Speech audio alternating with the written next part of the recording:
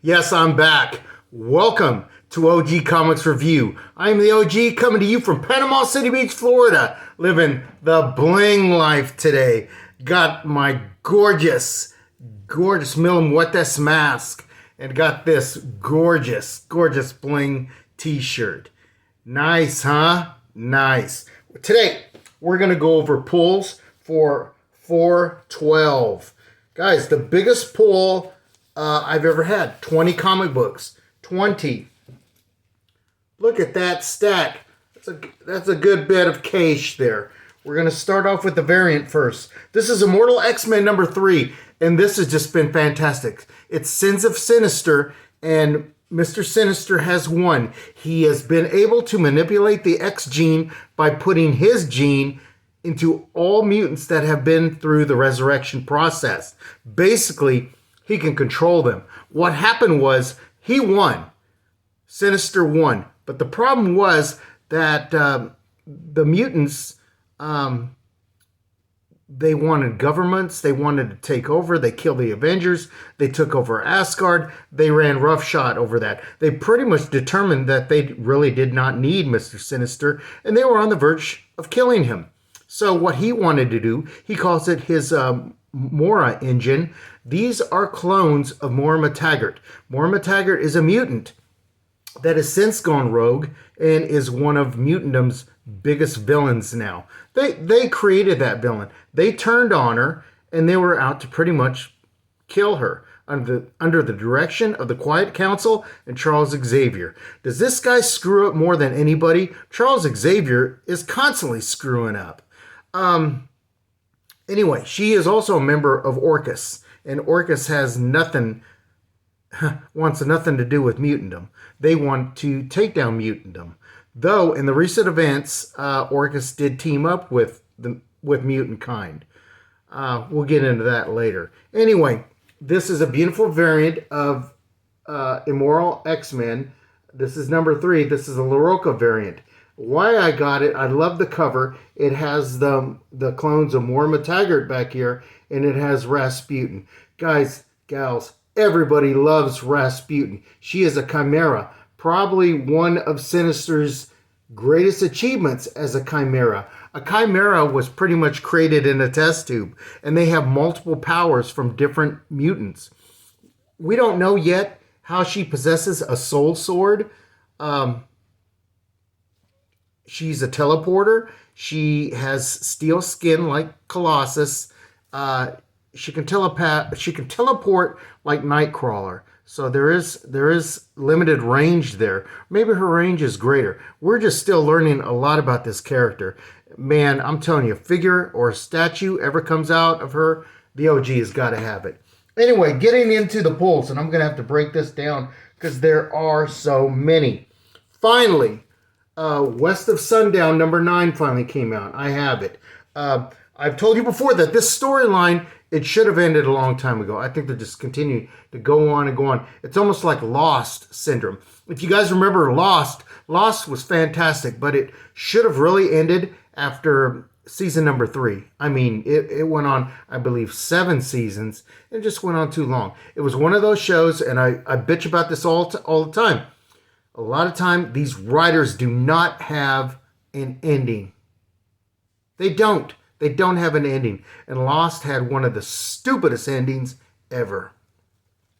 West of Sundown number 10. These covers are just gorgeous. And like I'm saying, the story's kind of this is Dawn of DC, Superman number 2. Now, this is not what I wanted. I wanted another cover. It was a cover by where Superman is in all white. I just thought it was real cool. I wanted it. And I didn't get it. That's okay. My local comic book store takes excellent care of me. I'll deal with it. Sins of Sinister, number 3. Storm and the Brotherhood of Mutants. Great read. Storm is on the verge of... She is going beyond Omega level power. You guys know I can't stand her, but she is growing on me. As a matter of fact, I'll just come out and say it now. I do like Storm. She gets arrogant, I'm going to have a problem. Emma Frost, I cannot stand Emma Frost right now. Just arrogance. I can't stand that. Star Wars, the Ewoks. Everybody loves Ewoks. I'll read it and I'll let you know what's going on with it. Predator 2, like I said, this is arc number 2 and I've really enjoyed it. That is the girl in arc 1 that she was hunting the predators. If you remember when she was a child, she managed, the predators killed her parents. She was able to cut off one of the mandibles, and that's how she was able to identify that predator. And she just went around hunting them, looking for that predator. She ended up taking him out. And she's in this second arc. I like it. I'm along for the ride. Here we have beautiful Alex Ross variant. This is from Moon Knight, number 22. Nice. Very nice. The Kingpin. The Kingpin now, very recently, now resides on the island of Krakoa. Yeah, it's going to be pretty crazy.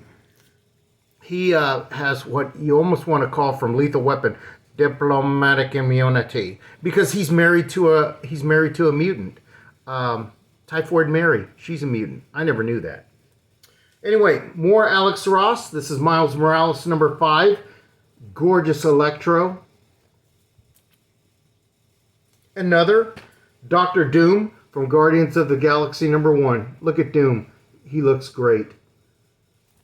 I've said before that some of these covers have been a little bit hit and miss with me. I think that Mr. Ross, Alex Ross, is being rushed. And I think the detail on some of his covers are not as good as we've seen before. The main cover, Guardians of the Galaxy, number 1. This is another variant from Guardians of the Galaxy. This is Derek Chew. Gorgeous cover. I had to have it. Fantastic Four, number 6. This is the main cover. Gorgeous Alex Ross. Another Alex Ross, Annihilus from the Negative Zone. This is Fantastic Four, number 6. Captain Marvel and her continuing war with the Brood. You guys know the Brood are a vicious enemy, a vicious race, like the Badoon, like the Kree, like the Skrull.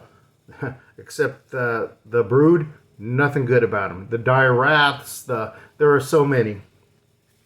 Baron Zemo, Alex Ross, Captain America, Cold War number 1, Baron Zemo.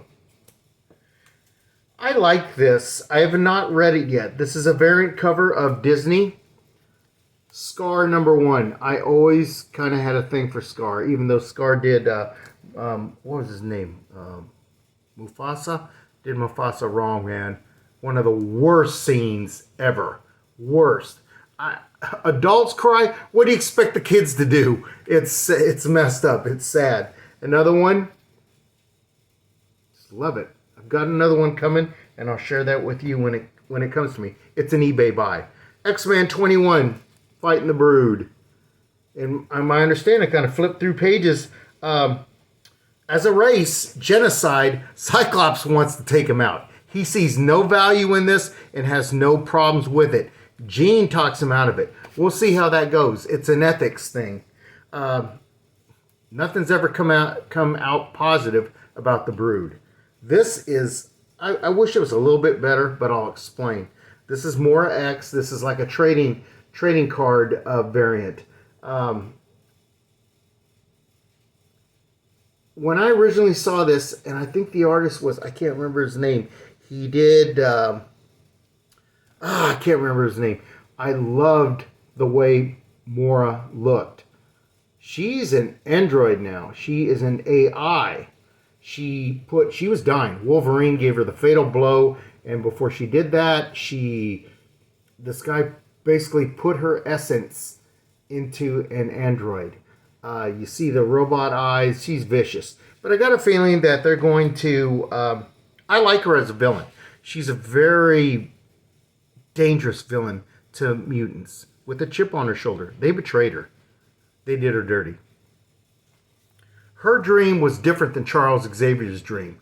But why did they come up with the solution to terminate her? It's just a different view.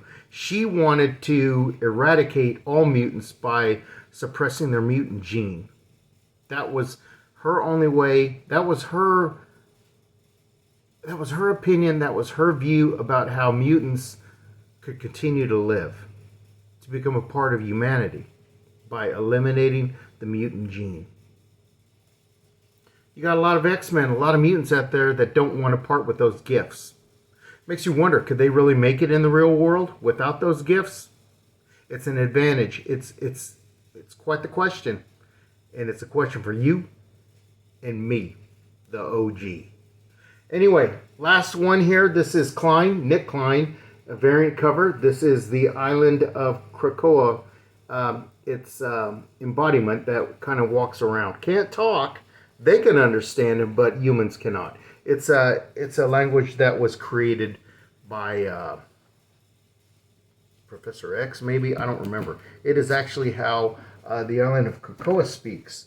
Anyway, we got a question. Question is about the Mandalorian. How do I feel about where the Mandalorian is going? Guys, gals, friends, foes, and hoes, I love the Mandalorian. I cannot wait for every Wednesday to watch the Mandalorian. I understand Star Wars fans and their frustrations, and a lot of them, I think, kind of hold on to canon. They hold on to the past. It's like, guys, think back when you had nothing. Now you got something to bitch about, and that's great. That's better than not having anything. I'm down for it. I love Bo-Katan. I love bringing on different characters. You brought Boba Fett back. We all suspected that he did survive way back when, and he did. A lot of people don't think that it needs to be more violent because Boba Fett was the most feared bounty hunter out there. And the actor that plays Boba Fett, I think his name is Cock Robin, has said that the Boba Fett is going to go back to his ruthless ways. Can't wait. Can't wait. The OG's down for it. That's the end of another show. We're going to bring this one to an end. Make sure you visit your local comic book shop. Dig into those long boxes. Slap the ass on that like button, guys, gals, friends, and foes, and hoes. I need subscribers, or God is going to take me away. I need subscribers. I need to be at 5,000 subscriptions, or God is going to take me away. You guys know I'm playing around. I'm playing with you. We will see you on the flip side.